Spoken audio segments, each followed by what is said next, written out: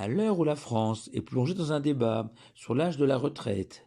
quel est l'avis de la Torah sur la question? Première remarque et première surprise. En effet, la discussion entre partisans et opposants du recul de l'âge de la retraite se situe essentiellement sur le plan économique et la viabilité du régime des retraites actuel avec un départ à la retraite à 62 ans. Mais tous s'accordent à voir cette dernière période de la vie de l'homme débarrassé de l'obligation de travailler et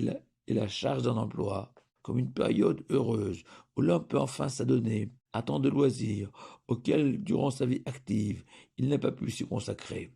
Or, même si le judaïsme ne voit pas dans le travail une manière de s'épanouir, de se réaliser, comme la société moderne nous le suggère, mais au contraire, selon le fameux adage, la Torah nous rappelle qu'il faut réussir sa vie et non pas réussir dans la vie, et qui réussir sa vie, selon nos sages, passe par la capacité de l'homme à se transcender spirituellement à travers la Torah et les mitzvot. Néanmoins, le travail, selon la Torah, est une valeur avec des vertus, ou, au-delà d'offrir aux travailleurs la possibilité de vivre dignement et honnêtement de son labeur, ce qui est déjà remarquable, puisque Rabbi Chia nous révèle dans le Talmud que celui qui jouit du labeur de ses mains est plus grand que l'homme qui craint Dieu. Et Rabbi Gamliel nous enseigne que pour s'éloigner de la faute et du néant, à l'étude de la Torah et à sa pratique, il faut y associer le travail,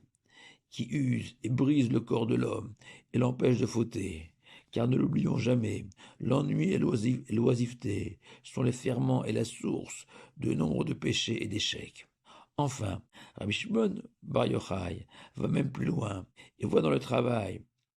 une manière de s'associer et compléter l'œuvre divine de la création de la terre et du ciel, puisque Bar Yochai explique dans la Mechilta que dans les 10 commandements, lorsque Dieu nous ordonne 6 jours tu accompliras ton travail, et le septième jour, le Shabbat, appartient à l'Éternel ton Dieu. L'ordre ne porte pas seulement sur l'obligation de cesser toute activité le Shabbat, mais la Torah nous ordonne aussi de travailler pendant les 6 jours de la semaine, construire, bâtir, semer pour développer le monde de Dieu. Le travail des 6 jours est aussi indispensable que le repos du septième. Dans notre paracha de Mishpatim aussi, le travail est mis en valeur, puisque la Torah condamne le voleur qui a volé et revendu un mouton à payer 4 fois sa valeur, tandis qu'un voleur qui a volé et revendu un taureau payera 5 fois sa valeur. Pourquoi ces différences? Et Rabbi Meir, dans le Talmud, explique que la Torah est plus sévère pour le vol du taureau, parce qu'à l'époque, le taureau était l'outil de travail de tout paysan qui se voyait privé par le voleur de la possibilité de travailler. Enfin, toujours dans notre paracha, la Torah voit même dans le travail un moyen de rédemption pour le voleur condamné à travailler 6 ans pour rembourser sa dette plutôt que d'être jeté en prison.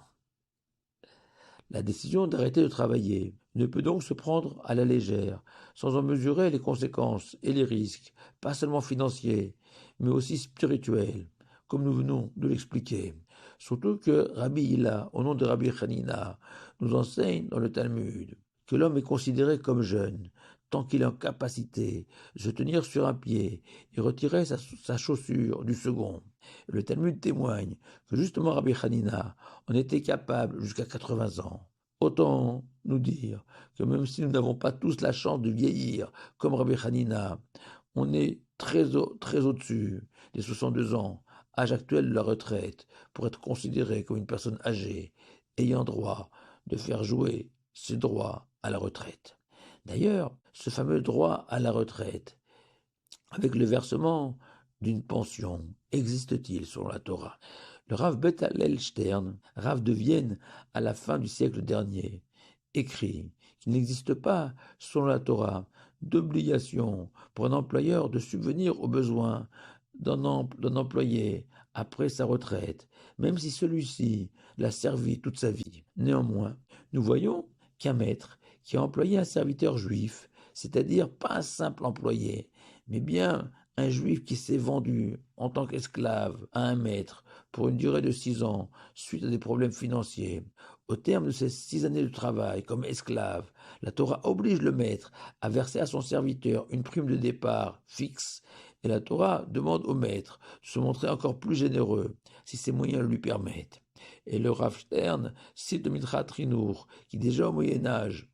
on déduit que même s'il n'existe pas d'obligation formelle à tout employeur de verser une prime à son employé lorsque celui-ci s'arrête de travailler, il y a un devoir moral de veiller à ce qu'il lui offre une prime ou un pécule. Et le Rav Stern conclut, en s'appuyant sur le Rashba notamment, que sans le lui, une institution qui a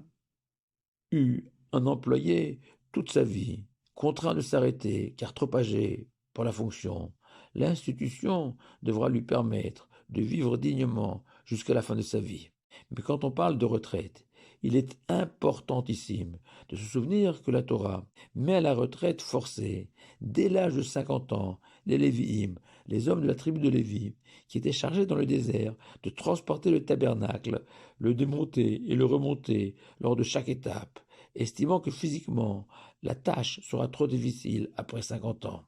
Et selon le Ramban, le Lévi ne pourra plus non plus chanter après 50 ans, car sa voix a vieilli. Par contre, font remarquer nos sages, le Kohen, le prêtre, pouvait servir au temple de Jérusalem jusqu'à 120 ans, tant qu'il n'était pas frappé par une infirmité, continuer à offrir des sacrifices, les porter sur l'autel, les balancer, etc.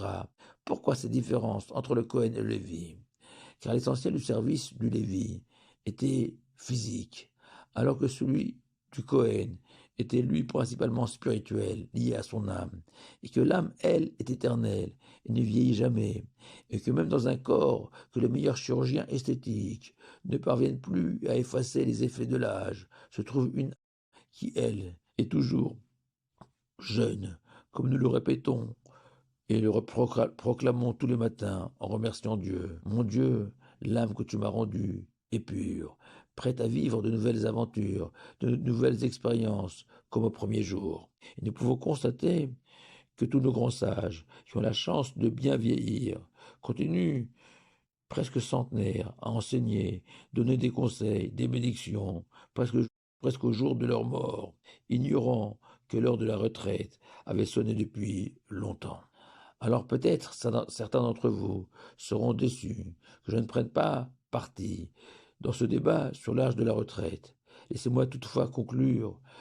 sur l'un des versets des psaumes qui chaque fois que je le lis m'émeut profondément. Al tashlicheni le zikna, ne me rejette pas au temps de la vieillesse, alors que ma force s'épuise, ne m'abandonne pas, supplie le roi David. Et Rachid explique que la peur de David était que par trop de fautes,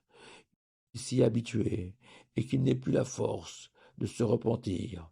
ne plus pouvoir, ne plus vouloir, ne plus y croire, ne plus rêver d'une véritable teshuva. C'est ça, la véritable définition de la vieillesse. Shabbat Shalom à vous tous.